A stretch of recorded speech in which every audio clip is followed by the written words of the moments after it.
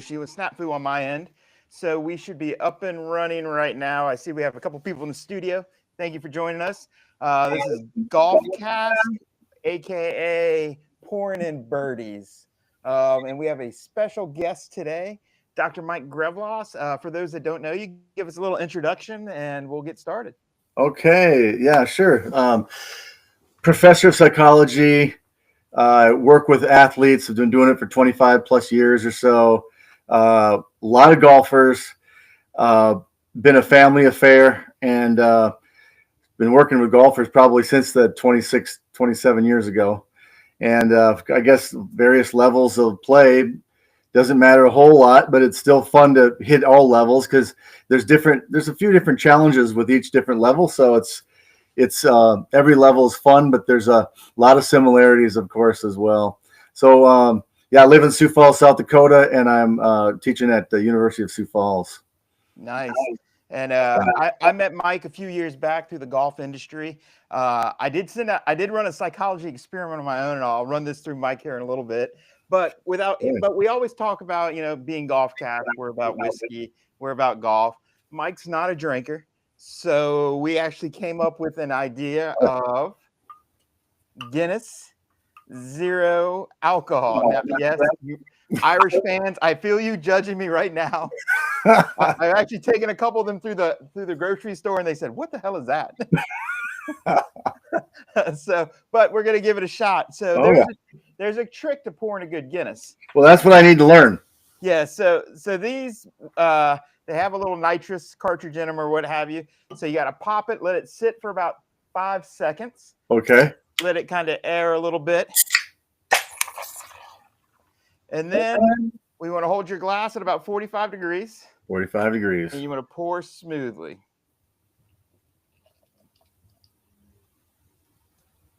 And Guinness is lovely. If you have not been to Ireland and had Guinness in Ireland, you 45. Need to go at least once. And then as it gets towards the top, you just want to flatten it out.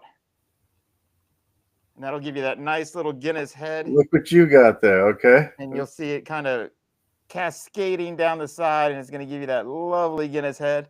Now, I've never had the zero alcohol Guinness, so we'll taste it here in a second. How's that? Is that how you do it? Perfect. Now you just let it sit, let that head form, and then good teaching right there. That is a perfectly poured Guinness. You made it very simple.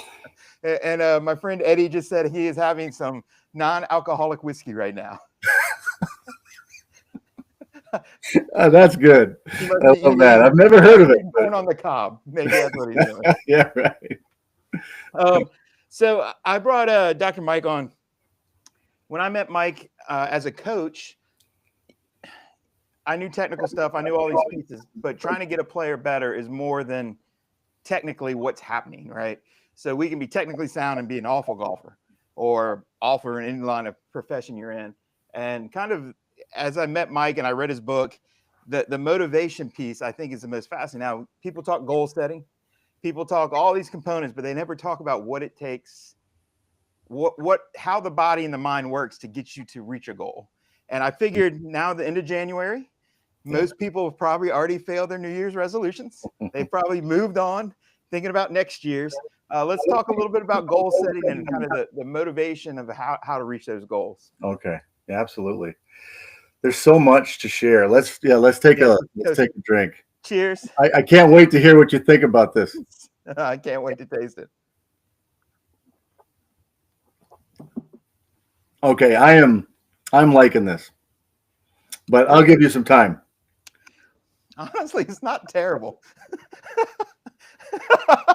I was expecting a whole lot worse. It's not bad. It's Guinness. It tastes like a Guinness. Okay. It's good. So it's not too different from the regular Guinness in your mind. It's a little, but it's nuanced. But it's in the family tree. Right? All right, you can tell. Okay. It's a cousin. Okay. All right. I really liked it. I think it's non-alcoholic beer. I got to say, it's better than O'Doul's. Okay. It's better than O'Doul's. Yeah, O'Doul's has a little sentimental favorite of mine because It was what the drink of choice was on my first date with my wife 34 years ago. Okay. And so we went out, we both had O'Doul's. and so we'd always drank that. But you know what? I like this better. I'm again, sidetrack one last time, ADD brain. I was amazed by how many non-alcoholic beers there were on the shelf. Yeah. I walked in there thinking O'Doul's, maybe, they had some other brands or whatever. And I was like, Guinness, Blue Note, all these different. I was like, what? No way. So yeah, I was surprised too, actually, because I'd always just go straight to the O'Doul's. So I wouldn't even think about the other ones. So now you have a Guinness. So now I have a Guinness. This is a treat. And I was really thirsty, so I might just have another drink here before. Please drink away. All right. So talk about motivation here in goals. Yeah, it is. There's so much to it. I'm just going to give you. Well, I won't show you this, but motivation and goals are tied together. They're connected intimately. Here's the key thing. Every moment of our lives that we're awake, at least. And there's probably some of it going on when we're sleeping too, because why do people wake up to some things and not to others? Why do they wake up to a really slight sound that seems important, but one that's really loud that they never wake up to, even if maybe they sleep next to an airport, maybe they sleep next to a train. The brain's even processing information there, and even the importance of things matter when we're sleeping, but primarily when we're awake. So the idea is that we seem to always be searching for something that's going to fulfill some value that's activated in our brain at the time, and or something that could threaten a value that activated in the brain at the time.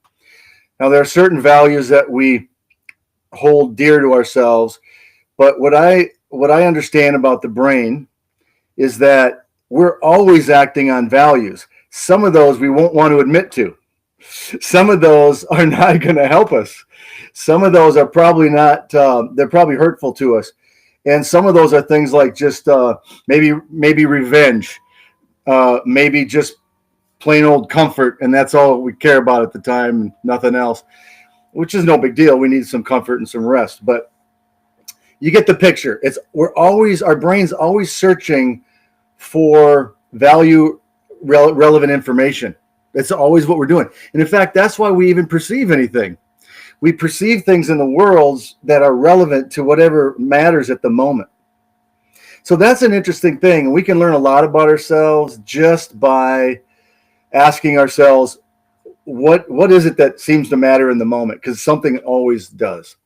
The second thing is now these value systems, including beliefs, including emotions, including needs, and there are various ones, they fuel goals. They help determine what goal we choose at any given moment. And that's the other thing that I think was really helpful for people to know, is that not only our values are always active in our brain, goals are too. So there's always something we're trying to do.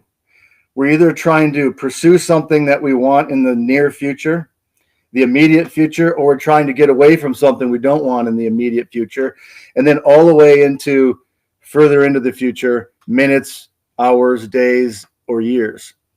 And so goals go all the way from the moment to a lifetime down the road. And I think a lot of people think about goals, they think about a conscious aspiration that they want to achieve down the line in the future. And that is true. That is one kind of goal. But there's probably thousands, well, more than this, hundreds of thousands into millions of goals that you have to actually create in moments to get there a number of years down the road. And that's why I think people struggle with doing and getting where they want to get to a lot of times, especially during this period of time. We have these inspirational feelings about what we might want to achieve or what we might want to change or make better. But really, Brian, the problem is we get those inspirational feelings, but we haven't done all the work to figure out the whole system that is going to stop us from doing that again, and or the system that's going to help us move forward finally, and do so in a sustainable number of steps to get there. And so it's get a bit complicated, and there's a number of things we can do, and there's a lot of factors that play a role in either helping us move that way or move away from it And so we can talk all about all of those type of things in more detail. So hopefully that gives a pretty good overview of things that maybe some people may have not have thought about. Yeah, I think to me the motivation part's fascinating. Like as a coach, again, being a collegiate coach at the time, you'd have 10 to 12 players, all with different swing coaches, all with different lexicon on how they do stuff. So as a coach, you would have to come in and try to learn, kind of how they perceive the world, how they perceive their golf swing, and work within that. But even that, it wasn't the final piece. The final piece, kind of, I would say, my epiphany in coaching was I had to figure out what motivated the athlete to get them to work and practice, to get them to strive, to achieve on the golf course. And again, they were just as varied as the 10 golf swings. So I think a lot, again, I would say, in the golf business right now, there's a revolution going on with how to move the club, the science of the club, the science of everything, the body moving, all these pieces are moving. But the one piece we're forgetting is how's the brain working within that conscious movement. For sure. Also, again, if you could be technically right, but you're unmotivated to go play or practice, does it even matter? No, it doesn't matter. It doesn't matter. And there's so many different things that can hold people back from practicing and all that too. I mean, what are some of the common pieces that hold people back from practicing? Well, number one, probably I would guess the number one.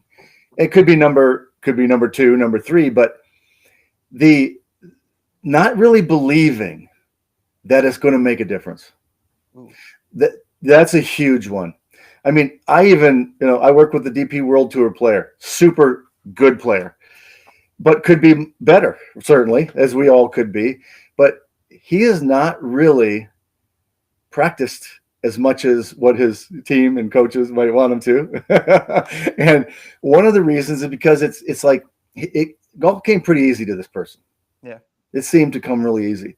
And so when it comes easy to you, and for most people it doesn't, but for him it did. And so it's like, I can just go out there some days without practicing for 3 weeks and go shoot 65. So what's the deal with all this practice? Why do I have to spend so much time doing this when I could be working out or doing something else that I think would be more valuable? And so it's those kinds of things. And for him, it's like, why is it really going to work? And that goes down to different levels. So like, do you trust the source of that information? If you don't trust the source of the information, then why are you going to believe that's going to work? Maybe you don't also believe that you can do that particular thing very well or ever get to that point. So that's another type. You don't believe you can really do it. You can ever develop that kind of skill over time. Somehow or another, there's a lack of belief in your ability. So that's a second issue. And that one is, as you would have read in the book, I spent a couple chapters on the nature nurture issue, really, and related to that. I just saw the drinking the non-alcoholic whiskey. So a lot of people don't really believe they have they don't really believe in their potential. Yeah. They look at really great athletes and they see some of the things they can do and they conclude that they just don't have that ability. But the thing is there's so much that we know about what we can do to keep adapting. The brain keeps changing. In golf, there's a lot of different abilities that you can put together in different patterns to get the job done. Yeah. You don't necessarily have to have a bunch of fast twitch fibers to be the quickest, because slow twitch fibers also matters in golf. They have to be put together properly. Coordination will continue to get better with the proper kind of practice. Yeah. I think those are two things. The other thing is it's not very fun for a lot of people. Practice is the third thing, where if it's kind of just boring, and part of it's boring because they don't know what to do. They don't know how to make it interesting. Like I know that you've helped people with practice a lot. You helped them learn how to put practice together so that it's effective but also interesting. And a lot of times, if they're not going to enjoy it and they're serious about getting better, if you can at least get them interested, that's the key, because that's how the neuroplasticity and the brain adaptations can happen. You got to be focused, you got to be interested, and you got to be goal directed. And then all the things that happen in the brain that are necessary to actually make those skill changes, we'll get there. Most people, they kind of go through the motions during practice because they don't know what to do. They don't know why they're doing it, and it's kind of boring. And then they don't really believe in it anyway. And so they go through the motions. Yeah. And when they go through the motions, they get into this performance mode where they're trying to just be good performers in the practice. But the problem is they may get a little better in practice or they don't. And then they decide practice is no good for them because they don't perform very well. When in fact, you don't need to perform well during practice all the time because you got to learn. That's a learning process. Yeah. You have some performance games. You definitely want to test yourself, assess, and keep testing. But there's a ton of learning that you're doing. And oftentimes you want to make it kind of difficult so you're exposing your weaknesses. And a lot of people think it's all about just making their strengths appear right there in practice. And that is, to me, that's the killer. That's the big killer right there. That makes sense. I know a lot of golfers that when you show them an issue, they put their head in the sand. They don't want to know. Yeah. Like, I don't want to practice. I don't want to get better. I'm one of the best players in the world. Why do I need to worry about this? Well, right. Why do I have to worry about it? You could be the best player in the world. Oh, exactly. And they're afraid of losing their confidence. Yeah. But in reality, by facing their weakness and exposing them and dealing with them in a straight on way, that will actually improve genuine confidence over the long haul. Yeah. More so than trying to hide from some of that stuff. All right. My friend Eddie here, who's drinking the non-alcoholic whiskey, has a question for us. So more for you, not for me. So as an entrepreneur, how do you stay motivated day in and day out? Just like anything, the grind of success, failure, failure. Yeah. Right. Oh yeah, that's a great question. I mean, it's a complicated answer too, because it just depends on where the vulnerabilities and the motivation are. Yeah. And so then you could pinpoint what's going on there and what you would need to adapt in order to make that happen more consistently. But everybody's going to have their days where they don't feel like things. Yeah. But the good thing about motivation is it's more than just feeling. It's actually, if you've done anything, you've been motivated. Even if so a lot of times when I hear that kind of question, it's like, how do you stay motivated? Well, if you keep working, you're absolutely motivated. Yeah. You have to be. That we're always motivated, in fact. So the question I think that's underlying that, maybe, Eddie, you can tell me if I'm wrong here, but it's how do I feel more inspired on a regular basis when I'm an entrepreneur? Because that's a special kind of feeling state that maybe a person's not feeling as much. It all depends on the value systems that are going on, because overall, if your value systems, if something that you're doing right then really matters, that's going to engage your mind in the sense a couple things are going to happen. One of the brain areas is called the reticular formation. It's down in the lower part of the brain. That has all sorts of connections to all this area here that has our value processing and goal processing. And if there's something that matters to you, it's going to send information down to the reticular formation. And then that's going to generate these messages up to the rest of the brain. That's going to generate mental alertness and interest. Yeah. And right then you're going to feel motivated. So it has to matter to you. What happens if it's off and on, there's certain things you're doing that don't matter as much as others. Sometimes people delegate when they have that kind of convenient scenario where they can delegate those kind of things that don't lead to that level of mental alertness and sense of excitement.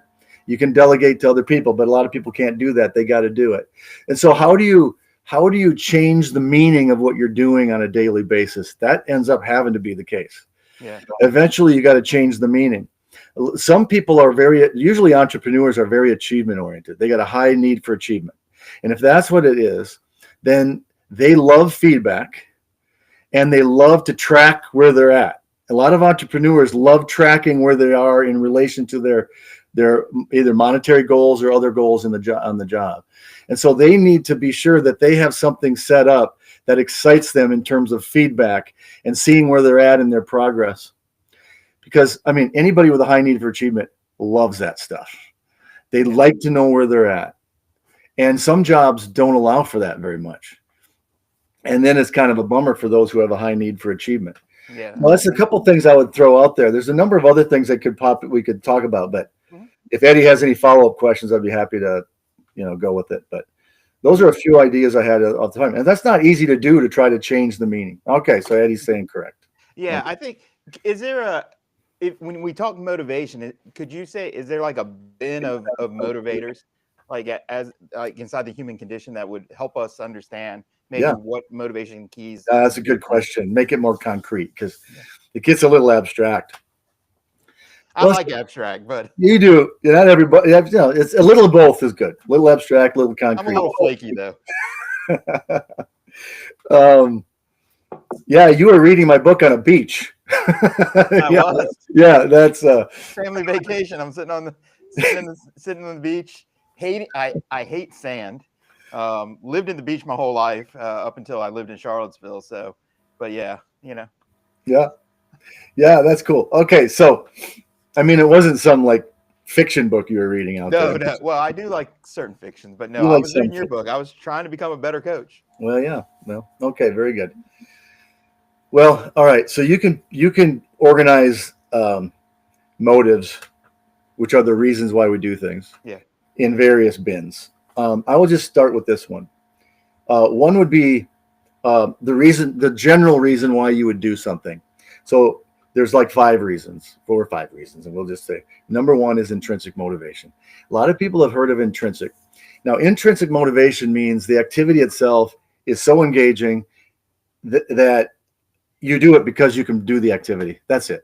Because you're doing the activity, that is sufficient motivation to do it. All right. So those are just the really fun, enjoyable things that you like.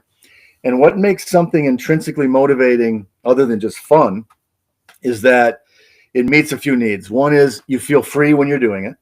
Nobody's coerced you into doing it. No one's controlled you. You feel like this is your choice to do it. Number 1. Number 2, you feel like there's a challenge. There's some kind of challenge that you are engaged in. And so there's also some feedback to help you realize where you're at. But the challenge is so important because that allows somebody to continue to engage their mind into something that's not necessarily too easy. It's usually a moderate level of difficulty that gets us continually engaged in it. So, and then the third thing is maybe you're not that great at it. You don't really care how good you're at, but you're doing it with people you love to be with and who care about you, who value you, etc. So those are the 3 things that can make anything fun. Yeah. And if those are, especially if the freedom is missing, you're not going to be having very much fun. Yeah. Well, that's number 1. Intrinsic motivation. That is the gold standard because nobody has to get you to do it. Nobody has to coerce you. And you don't have to have all the other stuff that other people are going to have to give you in order for you to be motivated. Number 2, as an entrepreneur, you don't have to pay them. There you go. Well, number 2 would be you're going to get some value fulfilled, something you really care about as a person, some principle, some experience that you want to have internally that matters to you a lot.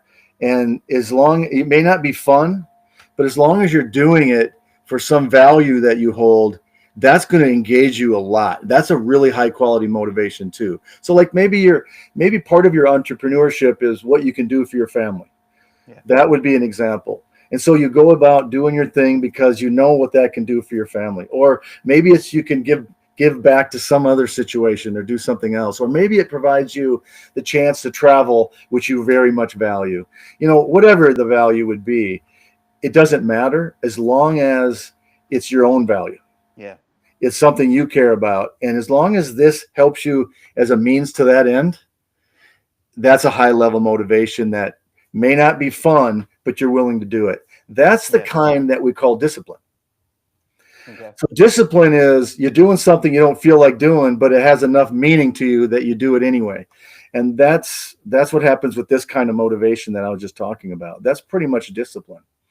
A third type that you could say would be you do it out of guilt. You do it because you should. You do it because it's a kind of a obligation where you kind of feel like, well, yeah, I'm making the decision, but I'm kind of conflicted. I don't really feel like doing it, but I better do it. I should do it. That's not a great one. It's not terrible. If that's all you've got, you're going to have some tension. You're going to have some stress. You're going to have conflicts of decision making and whether you should do it or not. And you only do it when you're really feeling that sense of guilt, or trying not to live. You're trying to live up to somebody's expectations, or you're trying not to live down to somebody's, or you're trying not to disappoint somebody. That all of that is within that same bin. That one, it can get somebody to be motivated at a high level for a short time, but you need that feeling. Yeah. And that's no great sustainable one, especially if the people that might, that have the expectations for you are no longer around. Yeah. Now you've lost your motivation. So what's going to keep you to do it? And I'd say the last one I would say would be just external kinds of things, trophies and championships and medals and money and fame and status and reputation, all those kinds of things that there's nothing wrong inherently with those. But if that's your only reason, what you end up finding out is people end up feeling pretty empty at the end. Yeah. That's pretty much always what you find. Somebody who's had all the success in the world, and then they feel like, what's this all for? Because they were doing it just for those purposes. The whole thing about money is to be motivated to get money has no bad effect on people, unless that's the only thing that you care about is the money. Most people don't do that. Most people want the money for what else it gives for them. Yeah. And then it can be a healthy motive and a healthy goal. So that gives you some idea, at least that's one of the bins and all the sub bins you could put. And then there's some other ones that we won't have time to talk about all the other ones. But I think this would be the one that the most research is backing that up. Yeah, a lot of good stuff that you get out of that. So, no, I think, again, I think the cool thing is if you can kind of find out what motivates you, and it just helps you to build kind of what again, on the days, I have a couple things that, on days that I don't want to make a video or I don't want to do something, I have one or two things that like, all right, I understand that today I have to do this because of X. So maybe most of everything I do inside of GolfCask is completely intrinsic. I love it. It's fun. I love people. I love talking with people. I love whiskey. I love golf. Like it's just, it's easy. But there's days I don't want to work. Well, then I might kick into the, my values, or, I've been shamed or wronged and I'm going to teach you a lesson, or whatever that motivation factor is to get me kind of moving in that right direction. So I think it's important to understand that motivations drive you, but each person has all these different motivations and they can be accessed positively and negatively to help you achieve or ruin your goals. No, but that's so true. I mean, because some of the goals we have are not going to help us long term. They're going to keep on moving us away from what we want. And you can take everything we talked about and put it onto the golf course. Yeah. Right. And exactly all of this stuff is still relevant. Yeah. And so much more is and you can take this decision making process in one shot, and you can break that down into all this stuff if you really want to, and see what's affecting that particular psychological state and how that might affect the movement pattern in that particular situation. So you can really do a little microanalysis of any particular situation using a number of these factors. But I would also say, like, what you do is if you don't enjoy it, you've got to bring a value in and connect it up. Yeah. And some people have to do a lot of work to figure out what that is. Yeah. It's not just there for you. Motivation is not easy to access. A lot of times it's helpful to have somebody kind of helping you access all that stuff that's going on with you. Well, I found at the college level, some of the best players in the country, disproportionately, most of them were intrinsically, like, they loved golf, they loved competing, like that was their fuel, and that drove them. We did have some that had none of that. So we would have to access values. Yeah, for sure. Sometimes you'd have to shame. Sometimes you would have to do pieces to try to lift them. I knew we had one athlete that was completely just extrinsic. Dad would pay her for birdies and whatnot, and all she was doing is keeping track of birdies and stuff. Yeah. But like you said, the danger of that is when that doesn't work anymore, what are you going to fall back on? Exactly. And she was an athlete that was highly ranked. Okay. Coming into college, did really well at college. And then her final year of college, the last, maybe right before conference championship, her golf game literally left her. She couldn't get the ball off the ground. She couldn't do anything. But there was no internal fight because all she basically knew was every time I make a birdie, Dad's going to give me $100 or whatever their system was. And then she couldn't get, like, it was just, I've never witnessed like that. I was like, whoa. You know, it's what you're saying. That example is such a classic example, and it's that, you know, the parents trying to do the best for, but the thing is, the reason why we do something matters so much. And there's so much, we know that, and many people have experienced this. If you love doing something and then somebody brings in kind of a bribe for you to do it, what happens sometimes is they change the reason they're doing it in their own mind. Before they were doing it because they loved it. Now they're doing it for the money, and it changes the whole experience. And it does kind of rob the person of some of the better, more satisfying motives that can change their experience in the game. And unfortunately, the bribing piece, it sounds like it's, you know, good intentions, and it's not always bad. Yeah. Because it takes the athlete to go that route with it. But yeah, I know I had the same type of thing with a college player. We talked about it. It turned out he was bribed to play. And at the end of 2 sessions, he decided not to play college golf anymore. And it's like, sorry, coach. That went awry. He transferred and went off and just had fun at the school and no more golf. But honestly, as a coach, you'd want that. At least I know. Well, yeah. Okay. Yeah, that's right. At least they know. No, Todd, he's on listening, but I sent out, I figured we were going to have technical issues, and we had technical issues getting it started. So I went in and asked people for questions coming in. So I got a laundry list of questions. This goes back. Let's go with them. This will go back to my psychology experiment. I'll talk about it at the end. He's basically, Todd was saying, motivation seems related to specific goals. What replaces motivations when you have your specific goals anymore, i.e. just retired, losing motivation without work goals. So now you have all this free time. Yeah. You're used to this regimen system. Like how, you know, kind of how can he bridge that gap? And he's a good golfer too. Yeah. Good golfer. Okay. Good golfer. You know, it's definitely not unusual. I mean, just think of, gosh, everyone's different, but the investment of time, energy, and your motivational system into work for so many years, it's not like the brain gets used to that. That's the norm for the brain now. And the brain is run by these motivational systems. I mean, all of it is. So it's like it starts these things, the motion going, and then there's a lot of feedback and all that. But it makes sense where you'd struggle afterwards a bit. So, of course, the thing to be able to do is to figure out what is a new challenge. That's the big question, because you want something that you feel free to doing. And he might have to go back to when he was a kid. What are some things he did, he loved, and he just abandoned for whatever reason because you got busy, you had a fan, whatever it would be. So you go back to when you're a kid. Sometimes that can help you remember some of the excitement of certain things you did. Maybe you bring that back. And maybe you bring some of those activities back. But it would be him figuring out what that is. What is going to be satisfying in the sense where, number one, will it be fun? Could it be enjoyable? It's got to be challenging, though. Something that he's going to need to put his efforts into, not only mental effort, but maybe physical effort. Now, golf can certainly do that.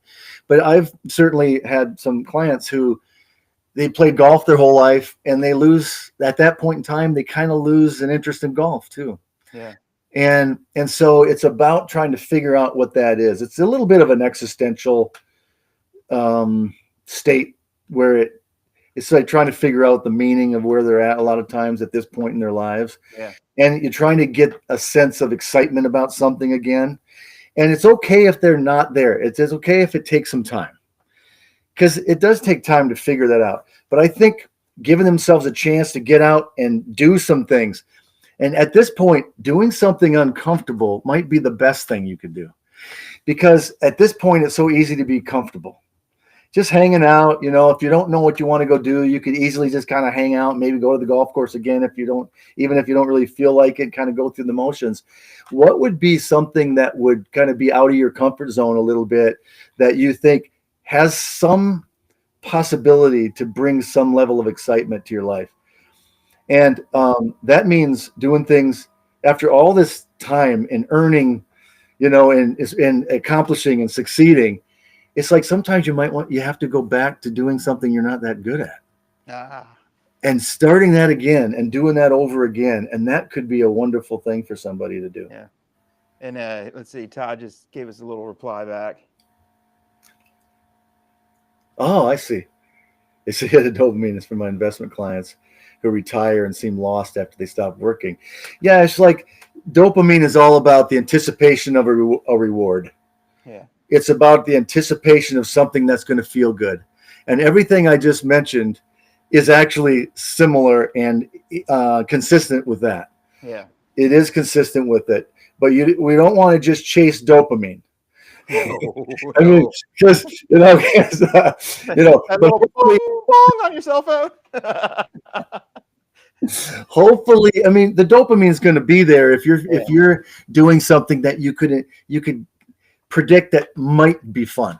It just has to have some hope to be fun, and your dopamine will start to rise. So that's good. Appreciate that question. I have a player's father. I reached out to him the other day, and we were texting back, and I said, "Hey, I have Mike Grevlos coming on. You have any questions?" He goes, "This is a parent. He plays golf as well, but he's kind of coming from the parent to the junior golfer mindset. How can I stay motivated at practice mentally, especially when I'm practicing putting?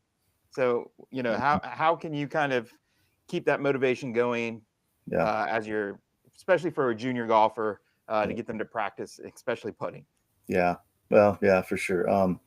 Well, number one, they've got to connect what they're going to do during practice to what they actually want on the golf course. So that's number one. If they truly want to putt better, then that's number one foundation. You got a good start. So that's number one. If they don't care about how they putt, now you're in trouble. Yeah. Because if they don't care, then nothing else is going to matter. That's going to be a means to that end because they don't care about the end.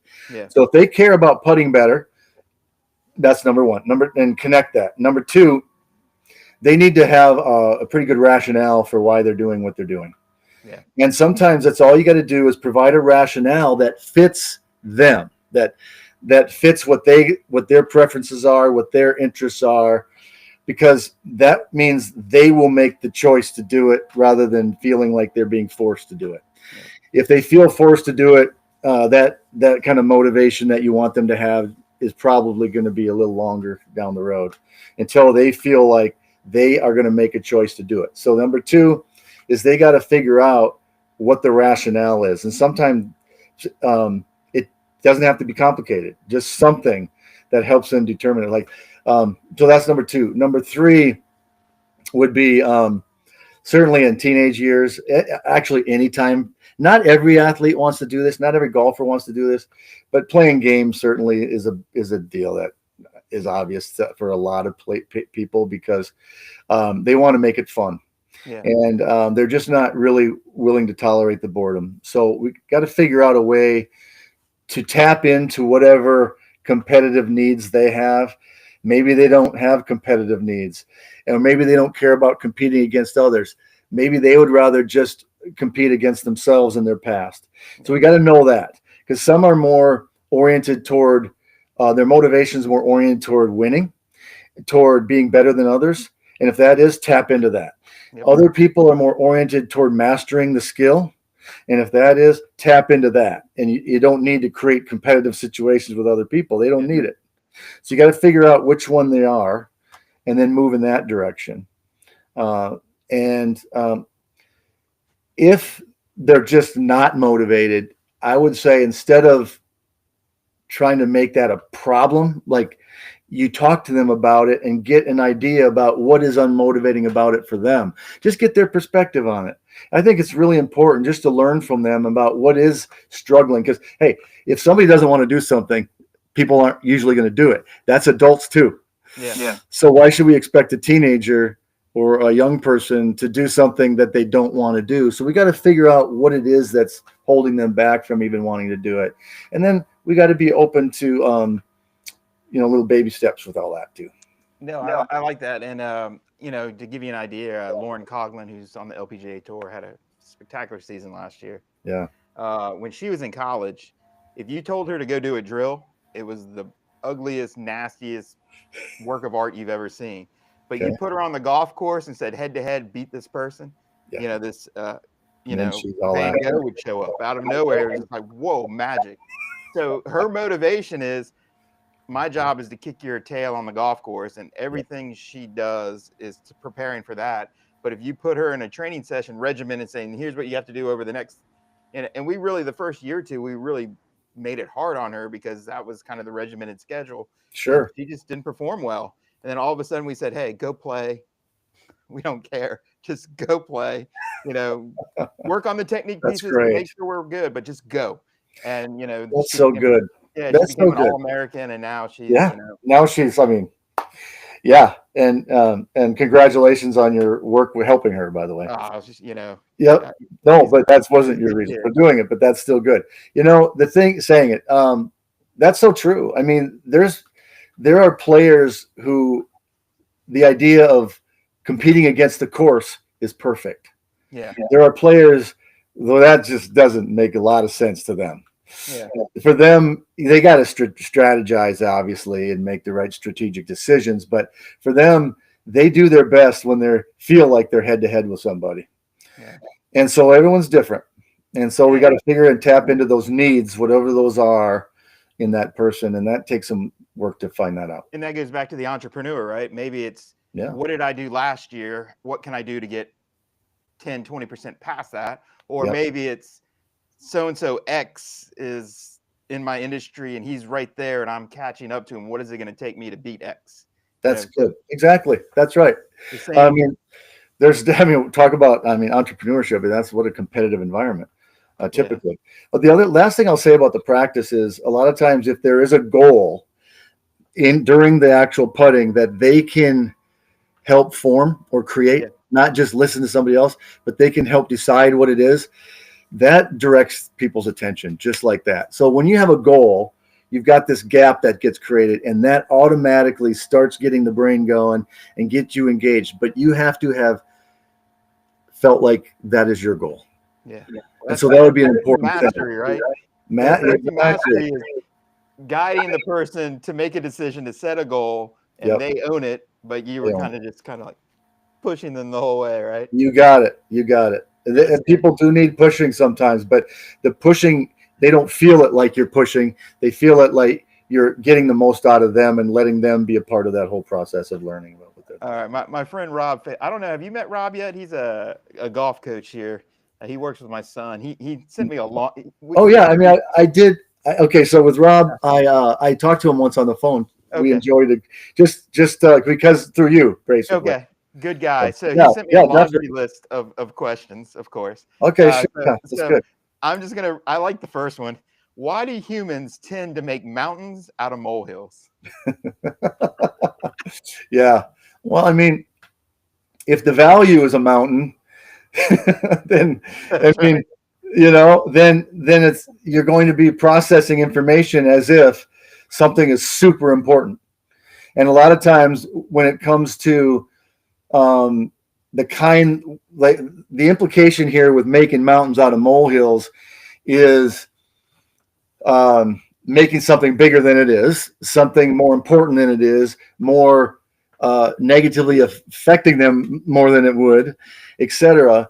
And so there's one thing would be it's because their value is huge. Now, usually when it comes to this, there's an anxiety, there's a tendency to become more anxious with people who are making mountains out of molehills. And so people who are more anxious do tend to more frequently not only predict the possibility of a threatening outcome, but it's also they predict the severity of the effects of that outcome. Those are the two things that people with anxiety do. And so why are they doing that? Because they're trying to protect themselves. Right? They're trying to protect themselves from this bad thing from happening. If they make it really big, then it means they can worry more, and worrying and ruminating is going to allow them to move themselves away from the big mountain. It's like, this is easy to move out of the way because it's so big. I can avoid it. Yeah. I can avoid this big thing in my mind. And there's a few other aspects to it, but I know he has other questions. So, but that's a start with that question.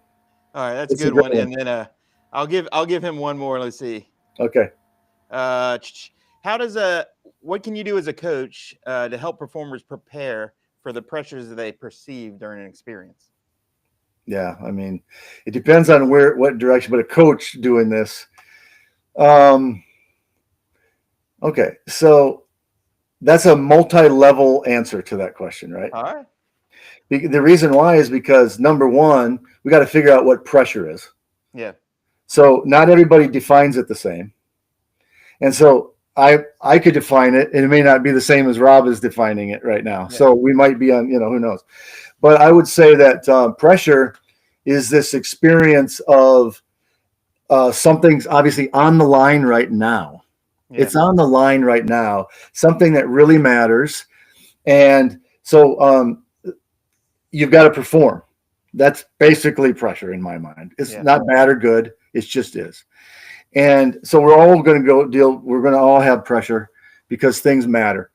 And if the nervousness gets up, so you get a lot of nervous system activity or arousal in the body, then it feels like more pressure. Yeah. Okay. So it all depends on how they experience the pressure to determine how the coach would impact it. So if the pressure is simply, here's something really big, I know it's really important right now, and I'm feeling really nervous, you got to just help them figure out where to put their mind at the time.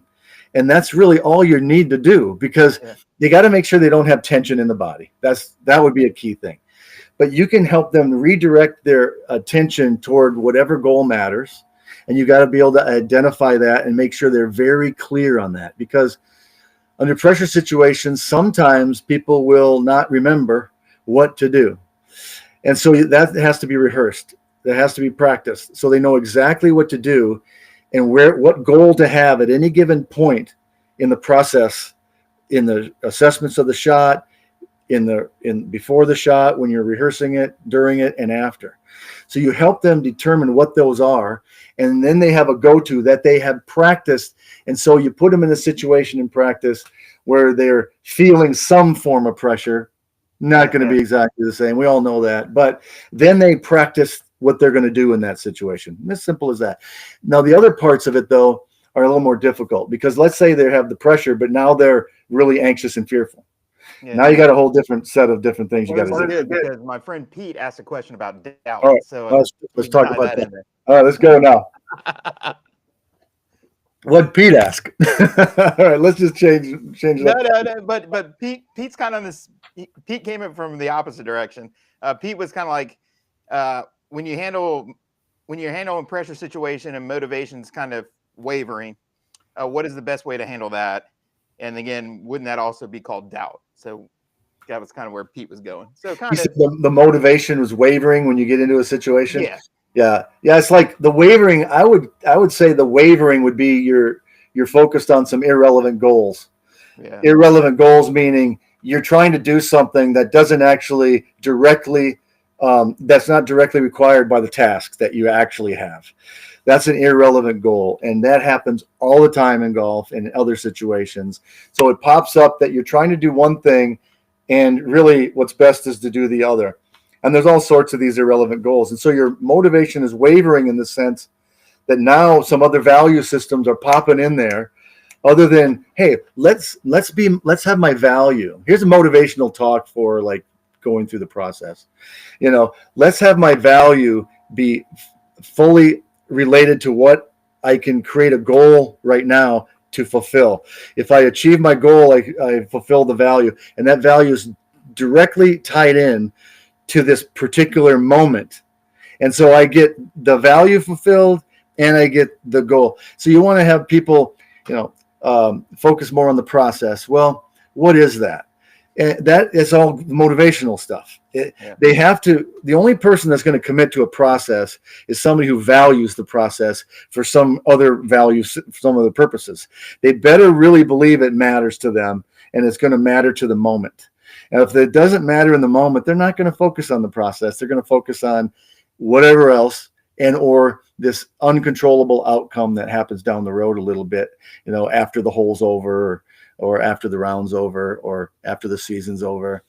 And those are all things that are just temptations that come in that get connected to them, to those situations that people have to practice so that other values and goals that are actually relevant become the new habit. And that it's not necessarily always going to be a habit, but you've got to be able to practice that kind of stuff and during regular practice in order for your motivation to be more spot on. And again, you don't have to feel inspired to have that goal while you're on the golf course.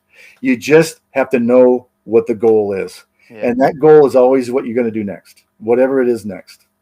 Yeah. And I would say that's probably going to keep somebody's motivation aligned properly toward the best things during a round or otherwise. Yeah, and if it's the small goal, I'm focused on what I'm getting ready to do. Yep. Takes away some of those doubts, takes away the anxiety. It does, because I'm in the moment, and this is what I can control. Exactly, because I actually to go with what you just said, which I really love. With a doubt, I believe that if you focus properly, you don't need to feel confident to play great. Yeah. Right, because if you focus right, you're not, the doubts that could have been there aren't really active right now, because you're focused on the goal that you have this moment. You may have it in the background somewhere, but it's not going to have to affect you in any negative light. So I always think that feeling confident is overrated. I think that as long as you're concentrating on the right thing at the right time, which is determined by the goals you have at any given time, the brain has all it needs to do to retrieve that motor message and send that down through your body and do the thing that you need to do. And then I guess for me as a coach and thinking of my son, what are some activities that could happen in the house, especially in the winter, to work on motivations and kind of tighten up your process and games you could play maybe, inside to kind of get you to work the right way through the steps? Yeah, I mean, if let's just say somebody who's going to do this on their own, I would.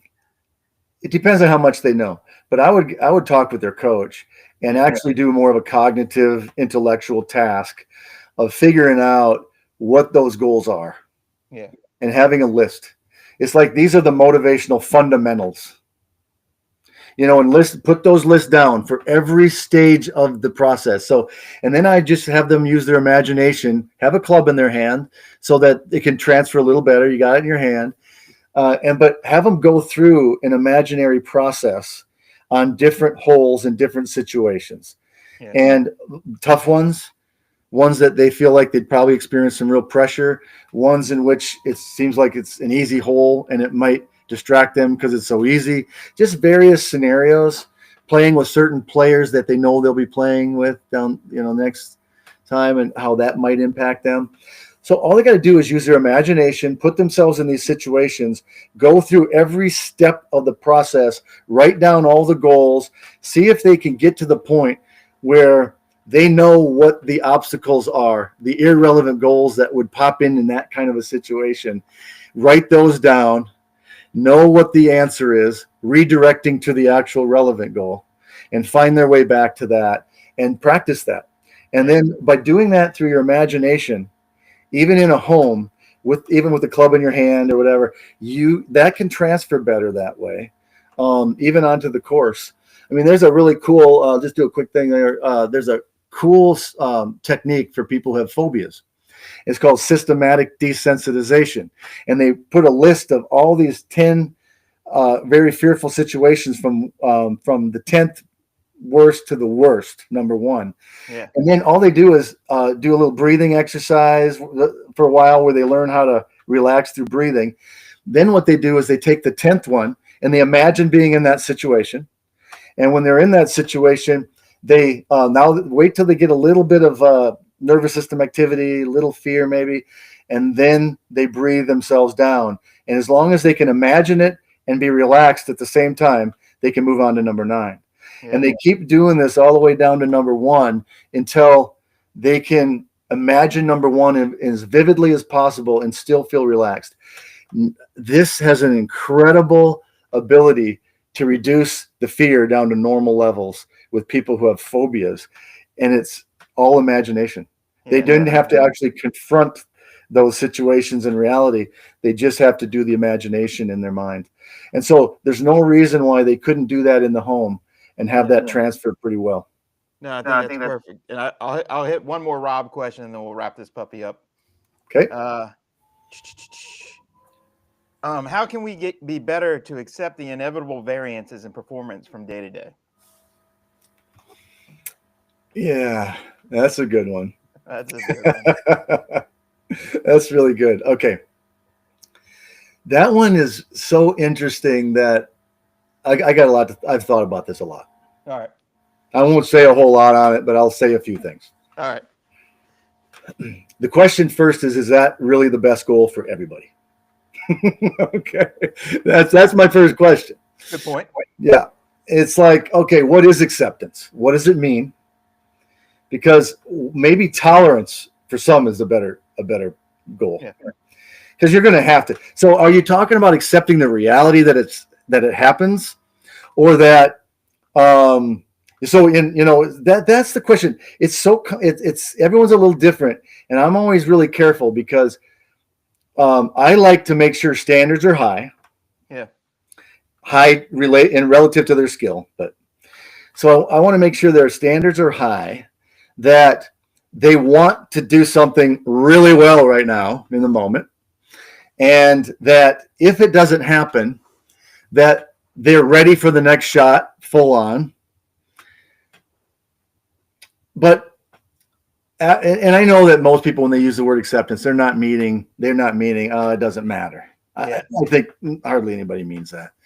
But I don't want anything to get in the way of a sense of, what can I do to get better? I want them to celebrate their successes. I want them to feel good. I'd rather have everybody feel joy all the time when they're playing. But the reality is, if you care, you're going to be a little disappointed, frustrated, or even angry at times. I don't know how. I would never want somebody to try to suppress all of that. Yeah. Because it's real. When we don't get a goal that really matters, that's the actual definition of frustration. That's what leads to frustration. Now, it doesn't mean you have to be frustrated. So I really like the idea of going through a round where you're experiencing yourself and you're in control and you feel in control and you're regulating yourself well when you need to. And that's all super important. And that's true. But there are certain variances that may be outside the ones that you are willing to accept. Yeah. All right. So okay, you hit it out of bounds. I understand you're going to have to accept that reality, or else you're not going to be ready for the next shot. You have to be ready for the next shot, no matter what. That's the given. All right. So, but on the other hand, will sometimes that acceptance lead to somebody not doing as much analysis that they need to do to figure out what's going on there? It's like, I know I've worked with players who maybe 2 or 3 years ago, they hit a shot in an important situation that's still traumatic. It was a traumatic experience for them. Yeah. And now they're still dealing with it. And it happens. And these are professional golfers who are still doing the best they can out on the golf course in those similar situations where that happened, where it cost them. And now they bring up that same kind of anxiety or fear with a certain wind and a certain side, etc. And so the deal with them is that a lot of times what I've noticed is they haven't confronted and analyzed that enough to compare with their games, so that they haven't figured out how to correct it. Yeah. And so some people, I'm afraid that they'll wash overs too much, and they won't do a full-on analysis to figure out how to correct it. So I don't think this is probably the implication underlying this question, because I think Rob would know that there's a nice balance between some things. But I know that there are players who wash over all this, and they get the idea that you're just supposed to feel good all the time. And we better avoid all this negative, unpleasant feeling. Yeah, it's like, you don't have. Life is full of ups and downs and so on. And if you care about the game and want to get better, you're going to have to deal with disappointment. And that, to me, might be your most important thing to learn how to do, is how to deal with disappointment and to be able to give it your all with the recognition that you're going to have that pain some point. It's going to happen. And so that's number one in my mind. And you look at the best players in the world, Tiger, Scotty Scheffler. Man, those guys are emotional beings. They're getting mad, they're excited, they're angry, they're happy, they're joyous. That's right. One swing later, they're throwing their club, cussing their caddy. That's right. When you try to, I know what Rob's talking about. He's talking about acceptance of not trying to be perfect or thinking I'm the worst player. And he's exactly. He's very. He has some real wisdom in this game, and so he was referring to that, and I probably took it to a different place. But I'm taking it to a place where the messaging sometimes becomes a bit of a cliche. Yeah. And then we don't know exactly how people are truly experiencing it. It could actually hurt them. Yeah. And sometimes it can help them. And obviously we want people to really enjoy the game. But you're right. It's not always going to be fun. Unfortunately, there's a lot of tour players that are too miserable. Yeah. And we don't want them to be miserable. So there are things to do with this invariance of the game, and being able to accept it, as Rob said. That is true. There's some other things that we can do to be sure we move in that direction. But I wanted to kind of go down into the weeds of it a little bit more, because it's a little more complicated than it may sound. It may sound like the best thing in the world, but it isn't always the best thing for somebody's game, with the similar goal of also helping their well-being. And I appreciate that with Rob, because you don't only want to help people with their games, you want to help them improve their lives at the same time and hopefully enjoy their careers. Yeah. And so, we don't feel miserable. I think the word tolerance is a good one. Like, I think tolerance is a pretty good word. Tolerate the flood, because again, you work with an athlete and you're like, you average 50% on this putt or this shot. That means one day you're going to do it 7 out of 10, and one day you're going to do it 3 out of 10. Right. You average 50. Now, can you tolerate the days that you're hitting 3? Exactly. It's joyous when you're at 7, but can you tolerate the day you're at 3? And exactly. That's the word I've been thinking about using more often these days, is tolerant, is being tolerating of it. Yeah. And, here's the thing is, if you're hitting 2 or 3 out of 10 that day, I don't want people just to go, well, that's just the invariance of the game. Yep. I am an optimist and I'm an idealist. I'm always trying to help people get better, so that let's see if we can be more consistent and have maybe not get 2 out of 10, 3 out of 10. And if so, let's figure out what happened that day. Yeah. Let's keep on having those standards high. You're going to tolerate it. You're going to be able to accept it in its reality right now, but let's see if you can get it so your worst is a 4. Yeah. That's how I think, and that's how I view these kinds of things. Yeah. I just think I'm such an optimist. That's why I kind of like the whole Vision 54 concept. I love this. At some point, somebody's going to shoot a 54. It's going to happen. It will happen. Yep. Now, it'll probably happen because of a lot of eagles, but it will happen. It will happen because of a lot of eagles. It won't be because of all birdies. No. It will happen. I agree. So kind of the general rule anytime we're inside of a golf cask is when the drink kind of ends, the conversation ends. So we're kind of on our last sip. So Eddie, Todd, thanks for jumping in. This was a test scenario. I kept the invitation small because I didn't know if it was going to go haywire or not. I didn't even know how I would read the screen correctly. So very doable. So in the future, we'll invite more and more people in the system. But But thank you, Mike, for joining us. When we hang up, don't hang up super fast. I want to run one or two things past you. Okay. But thank you again. Thank everybody for joining. If you Yeah. have any questions, Mike, where can they find you online? Well, I would just say go to themotivationgame.com. There's an inquiry. You can contact me there if they have any questions. My book, that's where it's I have it, is on my website. And I always get the title of the book wrong, so I won't even say it. Well, yeah, there's a subtitle related to golf, but it's called The Motivation Game. There you go. Yeah, and I always think that's probably the motivation main place. away. It's in my head, and I can't let it go. Yeah, I love that. I love that. All right, so thank everybody Thank you. again, and we'll speak at you later. Thank you so much. Thanks, Brian. All right. Let's see. All right, perfect. Leave your computer up and running. It actually